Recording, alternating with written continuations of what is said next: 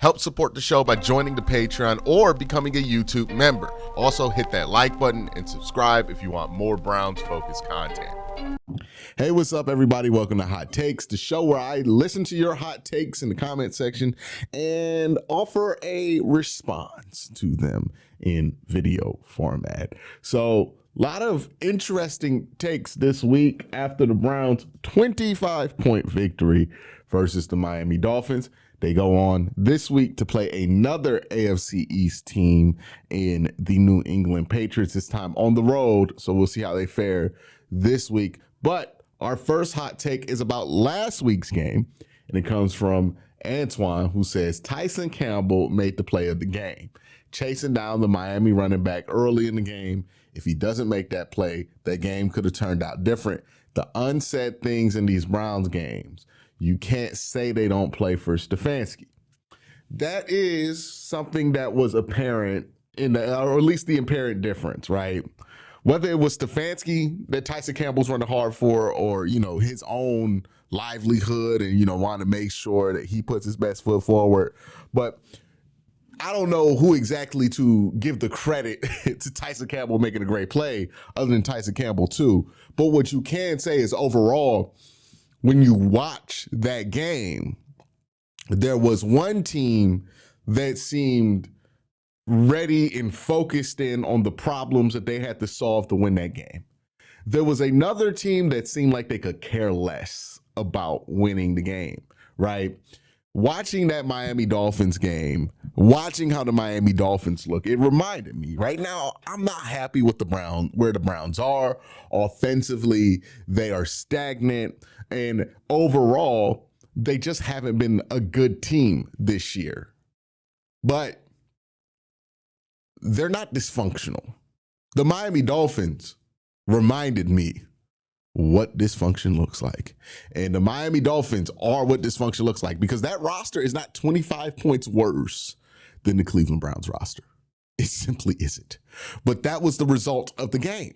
Tua Tagovailoa should never be thoroughly outplayed by Dylan Gabriel in a game where Dylan Gabriel doesn't even have a good game. But that's exactly what happened. Whatever you think of Dylan Gabriel's performance, it was like 800 times better than whatever it was that Tua was doing. Tua's a better quarterback than Dylan Gabriel, or at least you would think Tua's a better quarterback than Dylan Gabriel based on his past NFL success. He's certainly a more experienced quarterback than Dylan Gabriel. And hell, a lot of people think that Mike McDaniel's a more advanced offensive mind than Kevin Stefanski, but yet the results for the Dolphins were so much worse than they were for the Browns. Hell, you might even say Jalen Waddle's better than Jerry Jeudy. That was a reminder that, hey, if you do move on from Kevin Stefanski, understand the prospect of it getting worse is very real. Like, not saying it can't get better, because it certainly can get better than what the Cleveland Browns are right now. And it can get better than what Kevin Stefanski has demonstrated over the last 2 years. But it can certainly get a lot worse, because what we saw on Sunday was a lot worse. Like, think about that, right? Miami's offense got outplayed by the Cleveland Browns offense, and they spend the most money in the league on offense. Like, that's what happened. They got a quarterback that they're paying for and playing. They got wide receivers that they're paying $30 million for. Like, they're supposed to be good. The offensive mind is advanced in Mike McDaniel, so advanced that people still want him to be the offensive coordinator here for some reason. And look what that was good for. Because at the end of the day, he could not get the Miami Dolphins to focus on what was ahead of them, whereas the Browns could. And that means something. Like, that's something that we have not lived with since Kevin Stefanski was hired, which is this team has never looked dysfunctional. Like, this team has been bad. This team has been anemic on offense at times. But dysfunctional, I mean, even that one year where Baker Mayfield was in and out the lineup and complaining about his leg room, but still demanding to start, they were like one game under 500 that year, right? Like, they've not been a dysfunctional team.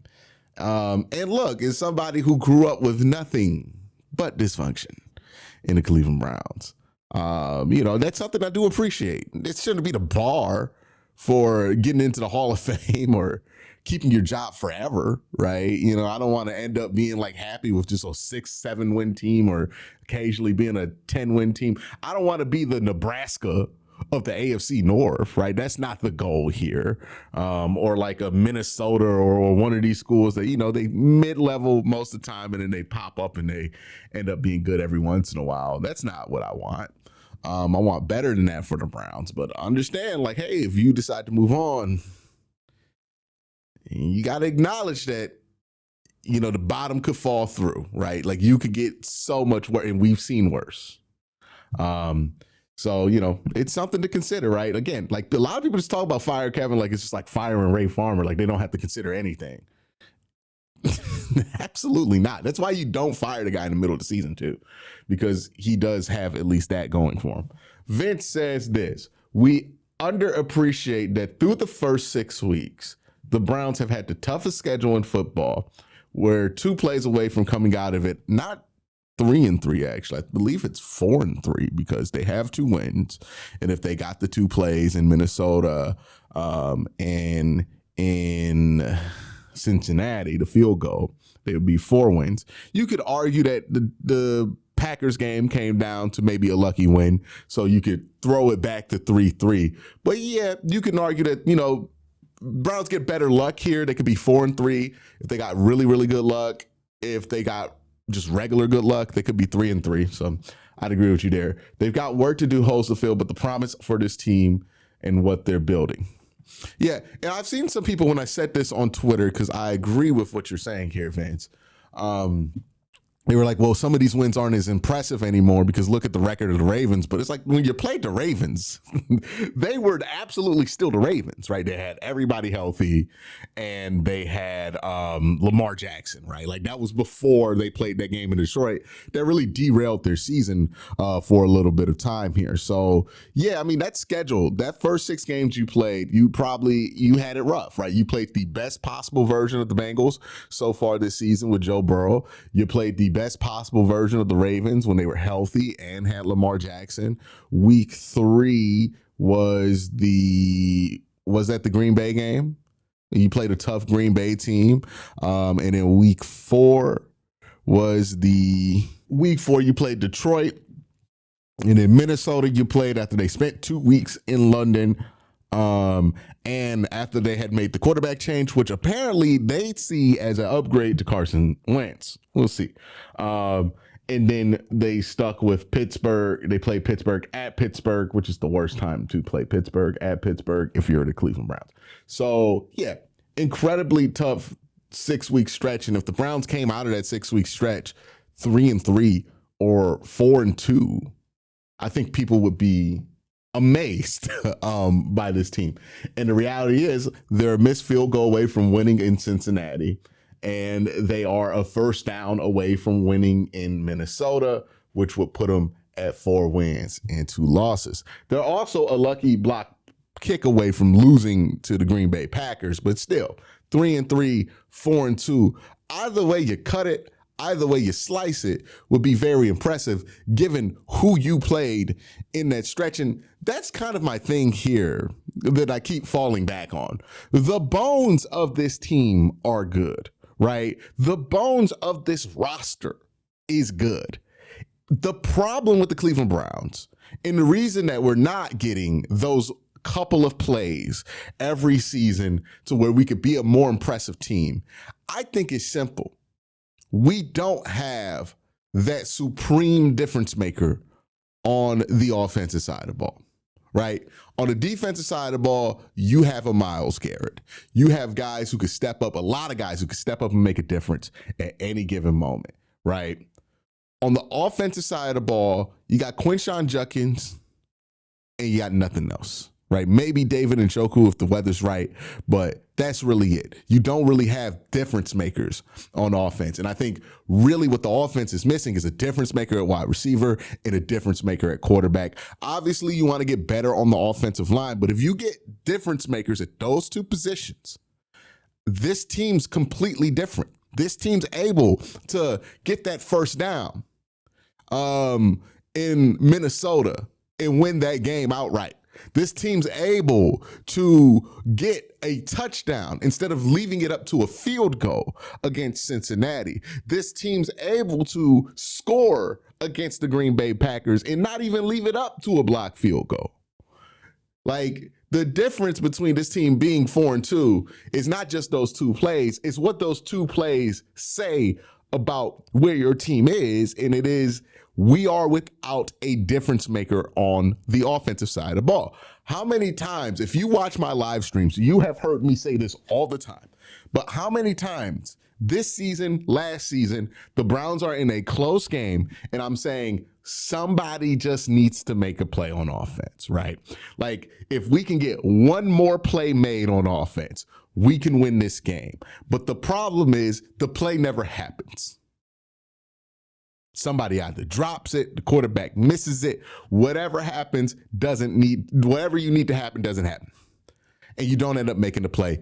And the other team has players that make the play. The Minnesota Vikings game is a perfect example of this, right? Why did you lose that game? Is because Justin Jefferson was a difference maker for the Minnesota Vikings offense, and he got him in the end zone, and then Jordan Addison finished it off, right? For the Browns, they just didn't have the difference maker. They're like they need the quarterback, obviously, but they're a wide receiver and a quarterback away from actually having the difference makers that they need on offense to be able to win games. Will they be a perfect team? No, they'll still be flawed. The offensive line won't be amazing, but they will be a contending team if they can just get those two things solved. And hey, you got 2 first-round picks this year. Maybe you can hopefully solve those picks with the draft there, or hopefully some playmakers emerge during the course of this season, which is always the preferred option. But that's what they're missing. They need some difference makers on this offense. And right now, the offense is just lacking in difference makers. That's a big difference, man. I agree with you. That's why we always feel like we're like a couple of plays away from being great, because we just don't have those difference makers. The RMAC Dog says this. Hey, Q, hot take. I like Sean King, UCSS guest, idea to rotate each quarterback after each game. That way they know they're going to play and get a chance to prove themselves without looking over their shoulder at the end of the season and compare stats. Cream always rises to the top. Okay, so the idea is you would just predetermine week 1, Dylan Gabriel plays. Week 2, Shedeur plays. Week 3, Dylan Gabriel plays. Week 4, Shedeur plays. This is one of those ideas that sound great in a vacuum, right? Like, you think about it in a vacuum and you go, hey, that will give me an opportunity to see Shedeur play. That will give me an opportunity to see Dylan Gabriel play. We can see them both out there. They'll have an even number of games at a similar portion of the roster, and that's the most fair way to divvy it up and to get a fair comp on these two players to be able to choose which one you want to go with moving forward. Now, that makes sense on paper. In practice, this sounds like some shit that gets people fired, because this is not how anybody's going to want it to go. One, traditionally, the quarterback position is not rotated like this, and for good reason, right? The structure of how you try to build and develop a team over the year is not built for constantly, every week, intentionally sweeping out or switching in and out your quarterbacks, right? So one, if let's say Dylan throws for 400 yards in a game and then Shedeur gets to start the next week and he throws for 4 interceptions, like, aren't you going to feel like a fucking idiot? Or you could put it in reverse, right? Like if one quarterback has momentum, you take him out to put the other quarterback in the next week. That quarterback stinks. And then you put the other quarterback back in and he's lost that momentum. Then don't you feel like a fucking idiot? Like, no disrespect, but this has a lot of potential to look like an idiot. Because what you're doing is just something, it's a strategy I think can work on Madden, but it cannot work in real life. Like, I don't think with real people and the dynamics of a locker room and the dynamics of human beings, anybody's going to think this works or like this idea. It's a fun idea in a vacuum, and it solves the problem of wanting to see both these guys play and get a comparable sample from them.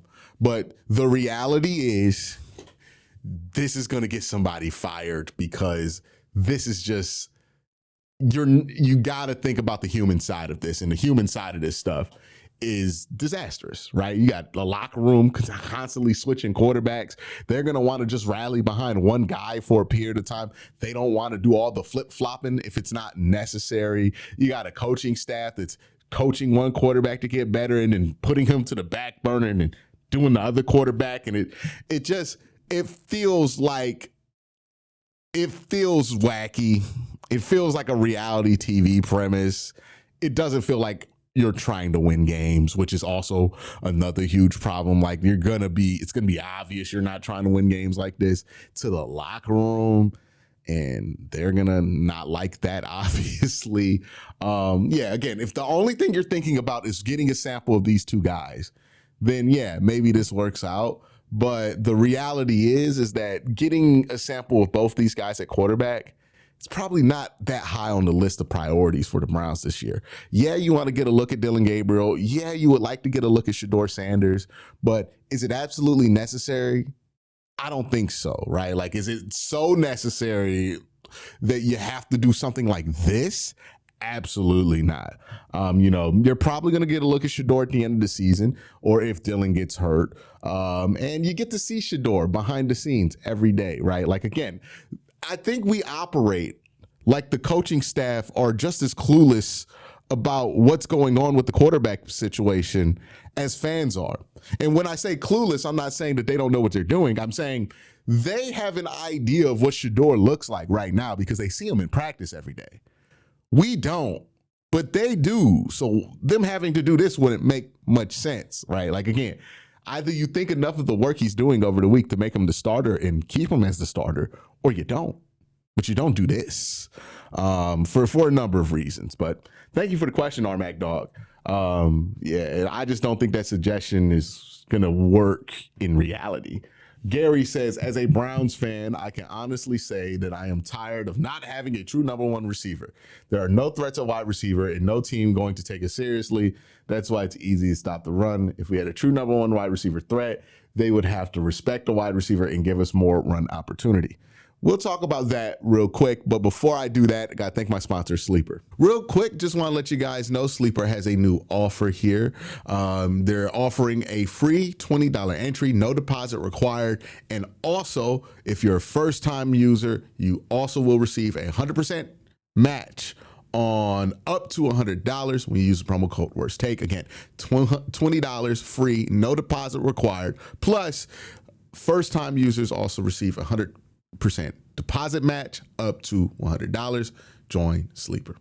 All right, so one, I don't want to overvalue how much getting a true number one wide receiver would do for you, because if you ultimately don't have the quarterback that can utilize that wide receiver in a high level, it's still not going to matter, right? So I think wide receiver and quarterback are kind of paired when you're talking about this, unless you're getting like a Jamar Chase, but those guys are rare. Like, Jamar Chase is once in a generation type athlete, right? Like, you're not going to get one of those every year in the draft or every year available in free agency. I truly believe he's one of the best wide receivers of our generation. So that you got to connect it with quarterback, right? If you don't have the quarterback to take advantage of it, then you're not going to really have much there. People are still going to key in on your run threat because your passing game is not a threat. I think overall, yeah, you want to get a number one wide receiver. You want to get a quarterback to attack it. But really what you're improving with those two things is your passing game. You got to have more variety in your offense. You got to be able to attack and be a threat out of different formations. You got to make defensive coordinators think a lot more than the Browns offense forces defensive coordinators to think, because right now the Browns offense is just so one-dimensional. Not only are we incapable of throwing the ball, but we're incapable of running the ball out of anything but heavy personnels. So that makes it really easy to key in on what the Browns want to do, because the Browns can really only do about 5 things offensively. And if your defense is really easy to stop, right, when you only got 5 things to worry about. But if you get a number one wide receiver and a quarterback who take advantage of that, and the other pieces on the offensive side of the ball, then all of a sudden, instead of 5 things to worry about, you're worried about 30 things. And it's a lot harder to stop 30 things than it is to stop 5 things, right? That's the big problem. So that is my take on that. Daryl says, if Mendoza is going number 1 unanimous overall, that means that we have no shot at him because he's going to the Jets. It's important to remember that we're still in October and the draft position is certainly not set. There have been years where a team has been like 0-6 to start the year, and then they win like 4 or 5 games in a row or some shit like that. Like that happened with the Lions and I think the Dolphins before. So I would not just like assume that the Jets are going to get the number 1 overall pick. There are a number of teams that could get the number 1 overall pick, and it's not a guarantee that every team is going to be jumping to get a quarterback because they might think they have a solution already, or because, you know, they might want an edge or something else or more picks than they want a quarterback that given year because of where they're at, right? A team like the Saints is interesting, who's also going to be in that number 1 overall pick conversation more than likely by the end of the year, but they're certainly not a team that's guaranteed to take a quarterback. They might want to stick with Spencer Rattler, who's been a little promising over the last few months, and decide to, you know, get a wide receiver, or maybe an edge, or more picks because they think that's going to help them out, or a pick in the future. A team like Tennessee is also interesting, right? If the Browns are still in the range where you could trade back with Tennessee and they can get an elite edge or wide receiver in the draft, they will be willing to deal with you if you're willing to give them an extra pick or something like that. And the Browns have the extra picks to spare. So I would not close the door on the Browns being able to get a top prospect at quarterback. One, we don't know how the Browns are going to finish the season. Right now, we feel like it's impossible for us to be the number 1 overall pick, but you know, we beat Baltimore last year. We were like, we're not going to get a top 5 pick, right? After the Browns beat Baltimore last year, we were convinced we weren't going to get a top 5 pick. We got the number 2 pick in the draft. So understand, don't take yourself out of conversations that you have no reason to take yourself out of conversations on. So yeah, if you like Mendoza, I wouldn't tell yourself, oh man, we can't get him because the Jets stink too. It's like, hey, our record's not that different than the Jets ultimately. Like, what did it take the Jets 2 games to tie with us? One of those games are against us. Like, if you really think it's impossible for the Jets to catch us on a 2-game lead, it's really not. So yeah, I would say it's a little early for those kind of conversations. Big Son says, I feel like 3 first-round picks to trade up for a quarterback is ridiculous. We need an actual offense first, not to mention the top quarterback in the NFL were picked outside the top 5. I mean, some of them were. Joe Burrow wasn't, right? Joe Burrow was a number 1 overall pick. And he is a top quarterback. But I get your point. Pat Mahomes wasn't picked in the top 5. You know, this is a point I've made before, where the top 5 is not the only way you can get a quarterback. But if it looks like this is a year where the top 5 is going to have a quarterback, then yeah, you go for it. Now, is it going to cost the Browns 3 first-round picks? I don't think so, the more I think about it, right? I think that's initially just my baseline of what I said, because it always costs you 3 first-round picks. But now that I think of it, since the Browns aren't really projected to be a top 20 team or like make the playoffs this year, it's possible that they have a pick that's still within a range that a team in the top 3 is willing to move back from. If there is a quarterback available. And again, there are teams that if they don't win a bunch of games here, might not take a quarterback. Like Miami might not take a quarterback. The Tennessee Titans will certainly not take a quarterback, right? So if one of those teams ends up with the top pick, they're going to deal it, and they're going to want to deal it to somebody who's still within the range that they can get a player that they want. Similar to why the Cleveland Browns were okay trading the number 2 overall pick to the Jets. So if you're looking for the price tag for the Browns to move up, it's not 3 first-round picks. It might be it might be similar to what they paid to go and trade Travis Hunter. Right, that might be the similar price tag of move back a few spots for a team, or move up a few spots so a team can get a guy. You give them a future first, and then maybe you give them a second or something like that, right? And the Browns will be in a position to deal a second because they have an extra first. So I don't think it's going to cost you 3 first-round picks. I think it's going to cost you a swap, maybe a second-round pick, and maybe like some 5th-round picks, right? You got a bunch of 5th-round picks now. So again, if that's all it's going to cost you, I don't see the argument in not doing it if it's available. We got to see if it's available. It's October. We don't know who's going to be at the top of this draft right now. But, it's something to consider. But that's my reaction to your hot takes. Let me know your thoughts in the comment section down below. Everybody have a great day. Have an even better night. Peace.